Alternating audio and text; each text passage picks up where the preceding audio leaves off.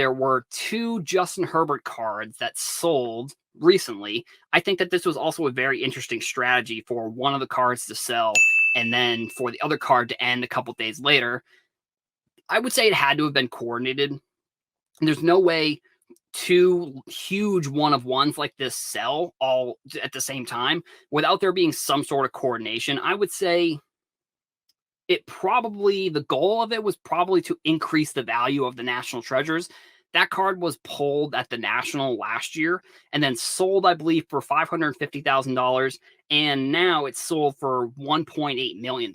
And then the cards we're talking about, the one of one Black Finite Prism, Justin Herbert, sold for $1.1 million, which, these types of cards, I think going into this season, the thing I've noticed, honestly, with the market for football over the past couple of years has been that once the season's kind of progressed a little bit, that's when cards have kind of dropped a little bit. Like it's almost the opposite where the off season leading right up to the season, that's when you're going to see football cards increase. And then right before the season, that's when I think it's a good time to sell, to be completely honest. And I think over the next few weeks, you're going to see kind of, injuries will happen, players will sort of change roles potentially, and things will change within within certain teams. So I think with these cards specifically, I don't necessarily think that they'll go down in value, but I think like a Prism Justin Herbert, for example, like a PSA 10 probably goes down in value a little bit throughout the season.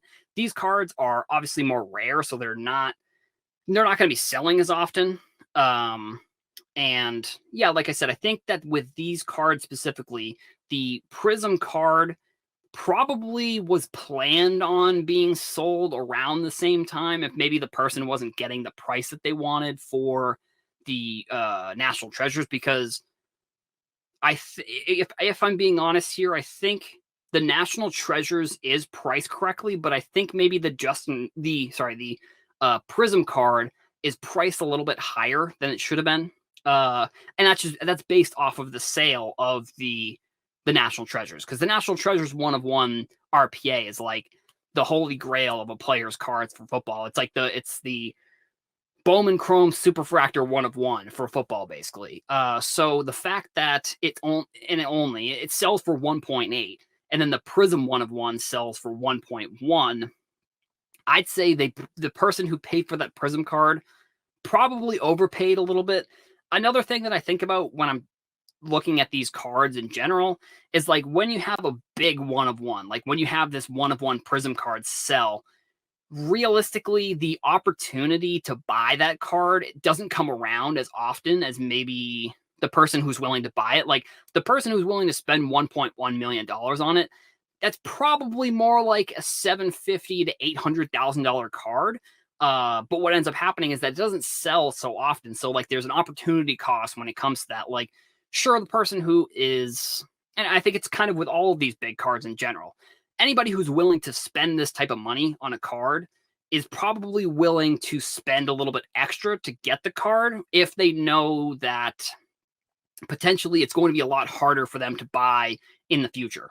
Like I said, I think the Prism card is probably more like a $750,000 to $800,000 card. But like I said, a person who is willing to spend $800,000 on a sports card is probably willing to spend an extra $300,000 to get this type of card that they know isn't going to be selling. And I know it sounds probably pretty crazy to throw these numbers out there, but at the same time, like that's coming from a person who doesn't have, $1 million or isn't even really wouldn't even fathom being able to buy a card like this. So that's just my thought process when I'm looking at why the Prism sold for 1.1 when the National Treasures only sold for, and I always say it's 1.8, only 1.8.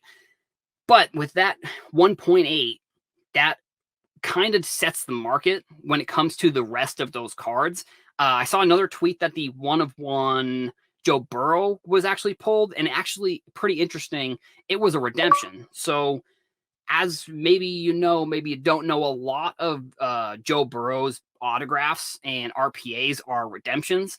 In Contenders, all of his cards are redemptions, which I think that means that the deadline for when you have to send in the cards, it has to be coming up, I would imagine. But at the same time, here's the thing with with redemptions, I think it's kind of dumb that there are expiration dates. Like, I get that they sort of have to put that on there probably for some sort of legal reason. But if like they have the card or they have the cards with the autographs, they should never be able to. There should never be an expiration date. It should, and they also need to. I think it's with Panini and Topps. They need a database of all cards that are redemptions, and they need to be more transparent when it comes to which cards are redemptions. It seems, in my opinion, it's a little bit ridiculous that they would put out contenders and not announce that, and not have it be front page sports card news that these cards are redemptions, because people started pulling the Joe Burrow contenders autographs and they're all redemptions, which from what I heard, he sent the cards in, but he sent them in too late. So if you send those redemptions in, you'll get the card back because all of those autographs are in. He just sent them in too late to get in the product. But I heard it was like a week or two late. So like it kind of stinks that he couldn't get those cards. So, and I think what ends up happening is down the road that I guess it would be 2020, the 2020 contenders product.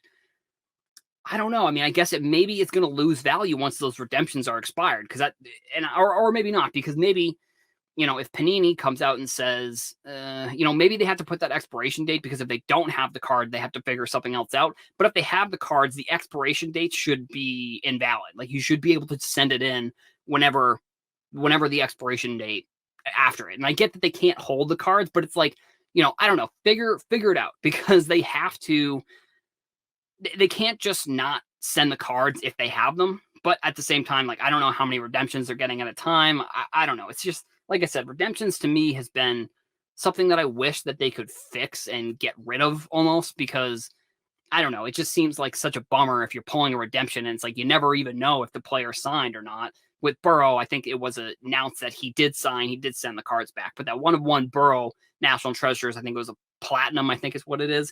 That one did sell. I also don't love that there are multiple 1/1 National Treasures cards. Like, I get that they have to sort of do it to, increase the amount of products they can make. But if it's a 1/1, they should just do 1/1 across the whole board. Like, if you have 3 1/1s, you could take you could take 2 of them out, and I don't think it would really affect how much product you can make. Like, I think you just decrease the odds or do whatever you need to do, but it's like, just make the 1/1 the only one there is. And same with the like number to 5s, and I think number to 25s, there's like red, and then there's like green, and there's like a bunch of different ones that, like I said, I just wish that if it's a 1/1, I wish there was only 1/1 in every product, and not like, I think I saw actually, I think it might have been Eric Whiteback, to be completely honest. He tweeted about how there are like 150 1/1 Trevor Lawrence's, and I think the number I don't remember the exact number, but I remember he said a number, and I was like, wow. I mean, it's not surprising, but at the same time, like, there are so many of them that it's like, how can you even really put value on one? And same with the Prism. Like, there's black finite, and then there's black. So it's like I think there's 2 of these 1/1 Prism cards. I don't know. We'll see. I don't think we see these cards sell anytime soon. Like, if Herbert wins the Super Bowl in the next year or two, I think there's a chance that we may see some of these cards hit the market.